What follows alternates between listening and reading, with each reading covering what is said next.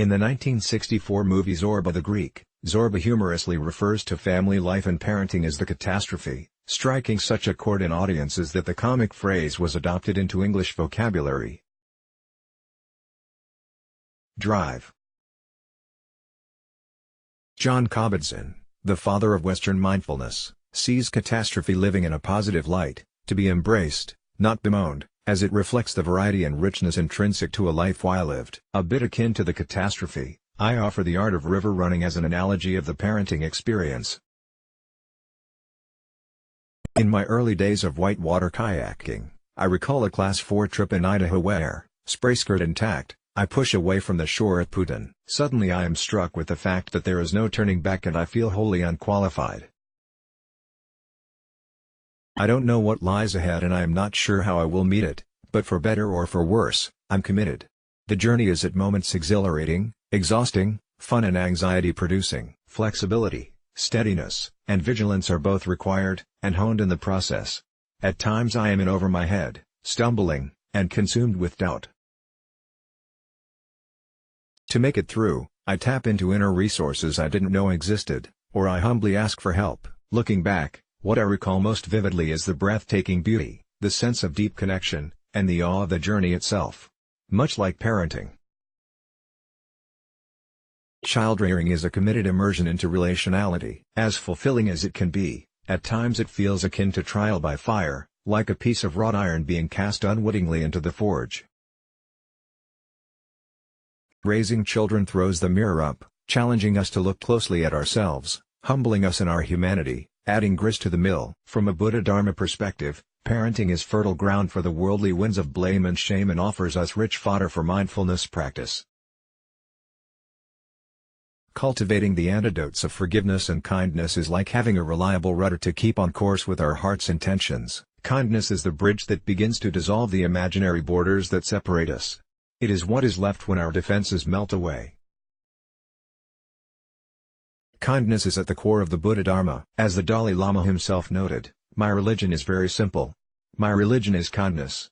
Child-rearing is the source for so much becoming. There is no more deserved place to water the seeds of kindness than within family life. Yet kindness is often not easy. This is why it is a practice. We are born of a deep conditioning.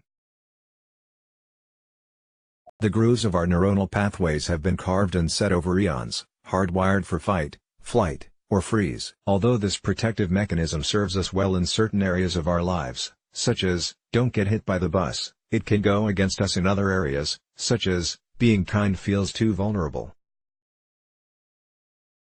Mindfulness meditation offers gentle tools to help us rewire our thanky neuroplastic brains. How can we plant seeds of kindness within ourselves and our children in practical, simple and fun ways, amidst our oftentimes hectic, messy, and unpredictable family lives? This is a question we continually explore in our Family Mindfulness program. Below are a few activities and resources for inclining our hearts and minds toward a most fundamental form of kindness, self-kindness. In the words of Thich Nhat Hanh, to meditate means to go home to yourself. Then you know how to take care of the things that are happening inside you, and you know how to take care of the things that happen around you. Mindfulness is a skill that takes time to hone, and that is why we refer to a meditation practice. A loving gift we can offer ourselves is the opportunity to pause, to hone the skill of coming home through meditation. Taking care of oneself, putting on one's own oxygen mask first, builds our capacity to be more present for others. When we come home to ourselves with a friendly attitude, our bucket begins to fill. Like a pebble dropped in still water, the benefits ripple out. Pema Chodron reminds us, loving kindness towards ourselves doesn't mean getting rid of anything. It means we can still be crazy after all these years, we can still be angry after all these years. We can still be timid or jealous or have feelings of unworthiness. The point is not to try to throw ourselves away and become something better. It's about befriending who we are already. Kind wishes meditation, offering ourselves kindness on purpose, acts as an antidote to the negativity bias of our brains. Close your eyes and sit comfortably. Picture yourself somewhere you love to be, doing something that makes you smile. Pay attention to how this makes you feel and where you feel this in your body. Now, send kind wishes to yourself. Here are examples of phrases you might use. I wish to be happy. I wish to be healthy. I wish to be peaceful. I wish to take good care of myself. I wish to be kind to myself. I wish to be kind to others. Add your own wishes. Notice how your heart is feeling. Take a few breaths and then open your eyes. Notice that this took only a few minutes.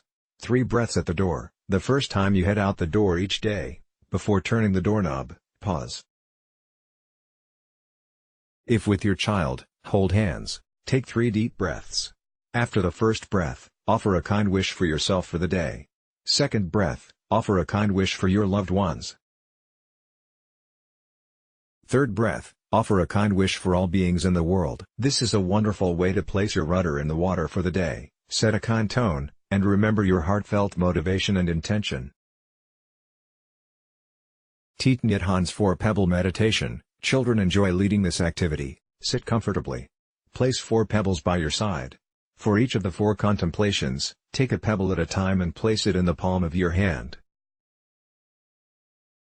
Take 3 breaths between each contemplation. Ring a chime or bell at the beginning and end to establish sacred space. Flower. Bring to mind a beautiful flower.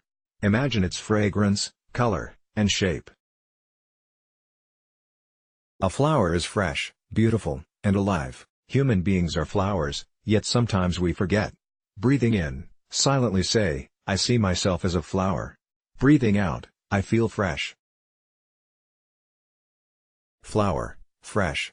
Mountain, imagine a beautiful and solid mountain. We also have stability, like a mountain. Breathing in, I feel solid. Breathing out, I am a mountain. Mountain, solid. Water, imagine still water.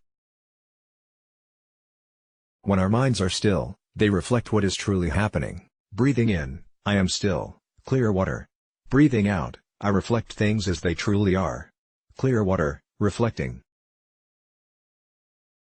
Space, imagine the space around and inside of you. We all need space to feel free.